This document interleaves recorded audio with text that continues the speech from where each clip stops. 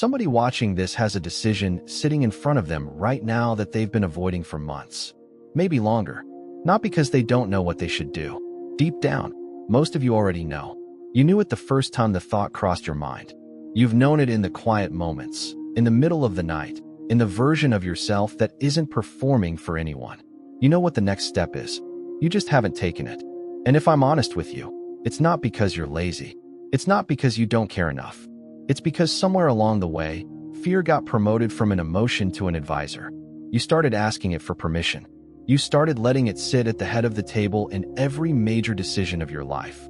And it has been quietly running the show for longer than you'd like to admit. I need to say something to you today, as clearly as I know how. Fear was never supposed to be your master. It was only ever supposed to be a signal, a flicker, a warning light, information to consider. Not a voice with veto power over your entire future. But somewhere along the way, you handed it the keys.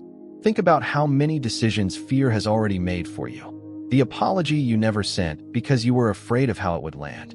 The business idea you never started because you were afraid of what happens if it fails in front of everyone who's watching. The relationship you never pursued because you were afraid of being hurt the way you were hurt before. The dream you buried so long ago you've almost convinced yourself you never had it in the first place. Fear didn't just show up in your life and offer an opinion. It's been governing. And most of us never notice how much territory fear has taken until we try to take a single step forward and feel the full weight of resistance it's built up over years of going unchallenged. Here's what I want you to understand about fear, because I think you've misjudged what kind of voice it actually is. Fear speaks with tremendous confidence. It never hesitates. It never says maybe. It states its case like it's the only rational voice in the room, like it alone sees the situation clearly while everyone else is being naive. Fear will tell you, with complete certainty, exactly how the story ends before you've even taken the first step. It'll tell you the relationship will fail. It'll tell you the business will collapse. It'll tell you people will laugh, or leave, or confirm every insecurity you've ever carried. And here is the part nobody tells you. Fear has no actual information. It is not a prophet. It is not speaking from a place of knowledge about your future. It's speaking from a place of pattern recognition about your past, projecting old wounds onto a future that hasn't happened yet and doesn't have to look the same. Fear sounds certain. It is almost never right. You have believed a liar for years, simply because it spoke with confidence. Let's talk about what courage actually is, because I think you've misunderstood that too. You've been waiting to feel brave before you act. You've been waiting for the fear to leave first, and then, once it's gone, you'll finally step forward. That day is not coming. Courage was never the absence of fear. It never has been.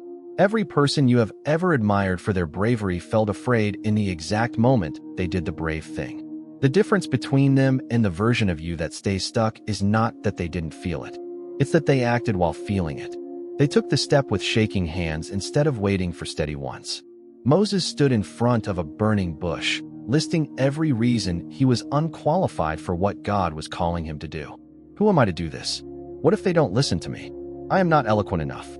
Every objection Moses raised was rooted in fear, and God didn't argue him out of feeling afraid. God simply kept saying, "I will be with you," and sent him anyway, fear and all.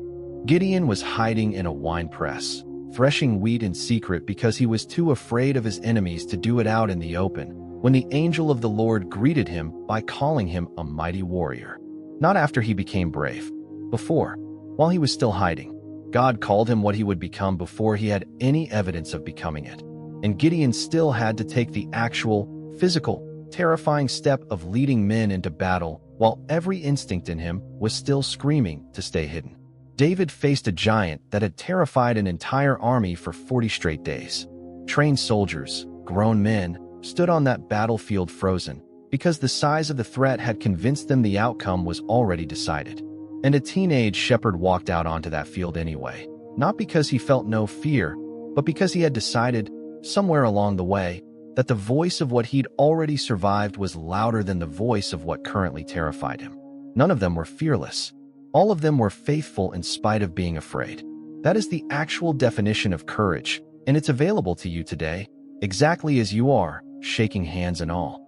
I want you to notice something about the way fear operates in your life. It almost never shows up with a fully formed argument. It shows up as a feeling first, and then you build the argument to justify the feeling. You feel dread about the conversation you need to have, and then your mind starts constructing every reason that dread is justified. You feel anxious about the risk you're being called to take, and then you spend hours building the case for why staying exactly where you are is actually the wise choice. But feelings are not facts, and the fact that something feels dangerous does not mean it is dangerous. Sometimes what feels dangerous is simply unfamiliar. Growth almost always feels like danger the first time you attempt it, because your mind cannot yet distinguish between the two. That confusion is not a reason to stop. It's a normal part of doing something you haven't done before. Let me get specific, because I don't want this to just be a nice idea floating somewhere out of reach. If it's fear of failure that's kept you from starting the business, the degree, the ministry, the creative work you've been sitting on for years, I want you to hear this. Failure is not the opposite of success. It is frequently the price of it. Every person who ever built something worth building failed multiple times on the way there. And the only real difference between them and the people who never start is that they treated failure as information instead of a verdict. If it's fear of rejection that's kept you from pursuing the relationship, the reconciliation, the apology you know you need to make, I want you to hear this. Rejection feels unbearable in the imagination and survivable in reality almost every single time. You have survived 100% of your worst days so far. That is not a small statistic. That is proof that you are stronger than the fear currently insists you are. If it's fear of judgment that's kept you quiet about your faith, your story, your struggles, the very things that could actually help somebody else who's walking through what you already survived, I want you to hear this. The opinion of people who are not walking with you through the hard parts of your life should never carry more weight than the calling of the God who is. Some of you are sitting on a testimony that could set somebody free, and fear has convinced you to keep it to yourself because someone, somewhere, might not approve. If it's fear of the unknown, the general, formless kind of fear that doesn't attach to any one thing, but instead just sits over your whole future like a fog, I want you to hear this most of all. You do not need to see the whole staircase to take the next step. You only need enough light for the step in front of you. That has always been how faith works. Not a floodlight over the next 10 years. A single lamp for tonight. I want to talk for a moment about the specific fear that shows up around age, because I know a lot of you carry this one quietly, and it doesn't get talked about enough. The fear that says you're too old to start over. That the window for a new career, a new relationship, a new dream, closed while you weren't looking, and now the only responsible thing to do is settle for what's left. I want you to hear this clearly. That fear is not wisdom. It dresses itself up as wisdom. It sounds practical, it sounds mature, it sounds like the responsible voice in the room. But underneath the reasonable language, it is still just fear wearing a suit. Age has never been the disqualifier it claims to be. Some of the most significant chapters in Scripture belong to people who started later than they expected to. The years behind you are not proof that your best years are gone. They are the training ground for exactly what's coming next, and no one, including you, gets to decide your story is finished just because it didn't happen on the schedule you originally imagined. There's another kind of fear I want to name, because it hides so well most people don't even recognize it as fear. It disguises itself as caution, as being realistic, as not wanting to get anyone's hopes up, including your own. You tell yourself you're just being practical, just managing expectations, just protecting yourself from disappointment. But underneath that careful, reasonable-sounding voice is the same fear that's been running the show the whole time. It's just learned to speak more quietly, more respectably, so you stop noticing it's even there. Ask yourself honestly, how many of your practical decisions were actually just fear, dressed up in a more socially acceptable outfit? How many times have you called it wisdom when it was really just avoidance wearing a disguise? I'm not telling you to be reckless. Wisdom is real, and it matters. And there is a difference between courage and carelessness. But I am telling you that a lot of what you've been calling wisdom over the years was actually fear, and it's worth taking an honest look at which one has really been steering. Here's something else worth considering. Fear rarely shows up alone. It almost always brings comparison with it. You look at where you are, and then you look at where somebody else your age is, and fear uses that gap to convince you that you've already lost, that there's no point trying now, that the distance between where you are and where you should be is too great to close. But comparison was never an accurate measuring stick for your life. You are not in competition with anyone else's timeline. Their season has nothing to do with yours. The only comparison that actually matters is between who you were yesterday and who you're choosing to become today. I also want to speak to those of you whose fear isn't about starting something new, but about facing something old.